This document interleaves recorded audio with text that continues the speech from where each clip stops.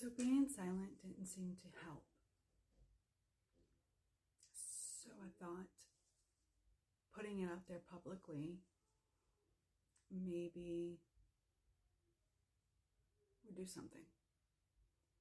So this is my story of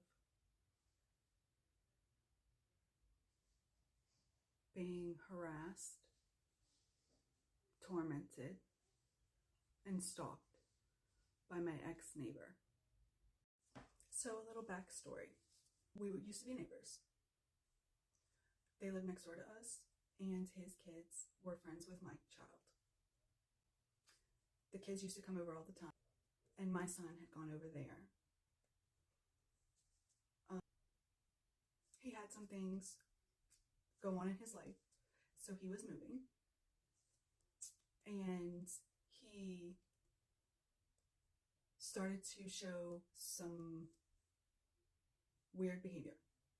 He kind of zoned in on the kid down the street, saying that the kid down the street was living in his attic, digging tunnels under his house. He also said that I hacked into his bank accounts and stole his account information and bought thousands of dollars worth of Bitcoin.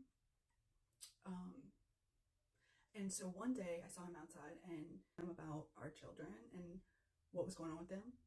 And he kind of ignored what I had to say, kind of just brushed that off, and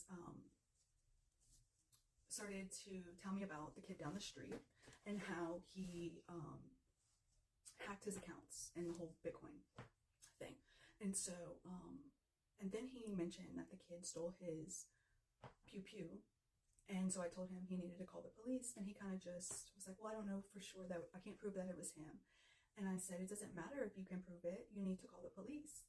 Like, if something happens with that, you're responsible. You need to call the police. Well, he just kind of brushed it off, went about his day.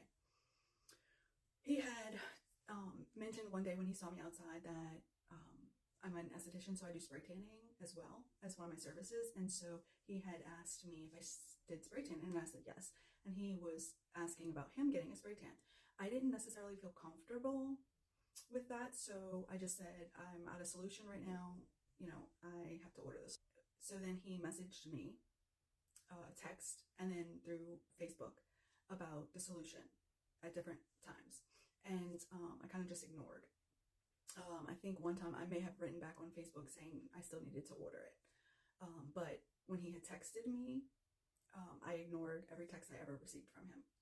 So, and then one night he came over in the middle of the night and was banging on our door, and my son and I were sleeping, and my husband answers the door, and he was wanting to check on me because he thought he heard a woman screaming, and he thought it was me, and said he was trying to make his way into our home, saying, well, if everything's fine, then let me just see for myself. Well, my husband didn't let him in the house. He didn't feel comfortable because he didn't think that this person was in their right mind. So then a couple weeks go by, we don't hear anything about anything. And then that's when the outside conversation about our kids happened with the Bitcoin and all that. Well, then a couple nights later, so on June 1st at almost 2 o'clock in the morning, the police show up. They say that they want to check on me and make sure that I'm okay. So my husband wakes me up and tells me that the police are here to check on me. So I go out to the front room. The police then say they want to check on my son. So I had to walk the police to the back room, to my bedroom where my son was sleeping, and show them that he was okay. The next morning, around 10 o'clock, security footage shows that Kevin tried to open my front door. He opened the screen door and went to go open the front door. It was locked.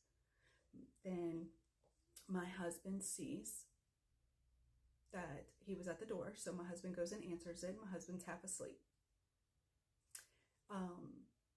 Kevin's like, oh, you were sleeping? And my husband's like, yeah. And he's like, were you on my roof? And my husband's like, no, was asleep and it's raining. And Kevin's like, oh, okay, and just leaves. That same day, Kevin then comes outside and tries to confront my husband on the fact that my husband's beating me. And then he goes and tells my dad that my husband's beating me. And my dad comes over to check on me, and I'm like, he's at it again. I don't know what's going on. Like, I don't understand why he thinks this. And so my dad leaves because my dad knows that this is not happening. And so then, like 2 to 5 minutes after my dad leaves, he sends his children over here to see if get my son to go over there. And the kids specifically say, my dad sent us to get Cameron to come over to our house. So of course I said, no, not today. It's not the kid's fault, but I wasn't going to allow my son to go over there. Same weekend, he called the police again during the day, and the police said, we just want to let you know what was going on. He apparently was telling the neighborhood and the police that my husband was digging tunnels under his house. My mother-in-law was living in our backyard and tried to climb onto his roof and broke a window. Something about his attic again, and then supposedly held a pew-pew to his head while he was trying to read a book. So then we're like, I don't know what's going on. You know, we tell the police and they say, we totally understand. We've gotten calls about this specific person in this house before. They're told to stand on the yard and call him out because he's a big guy. And they maybe not so mentally stable. So then they leave. They just wanted to let us know. So then a week later, not even a week, it was a couple of days later. So then I start looking at my security footage, and I see so much more.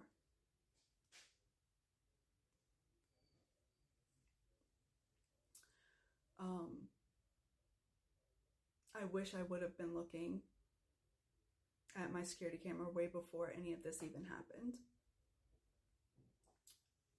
because I would have been a lot more careful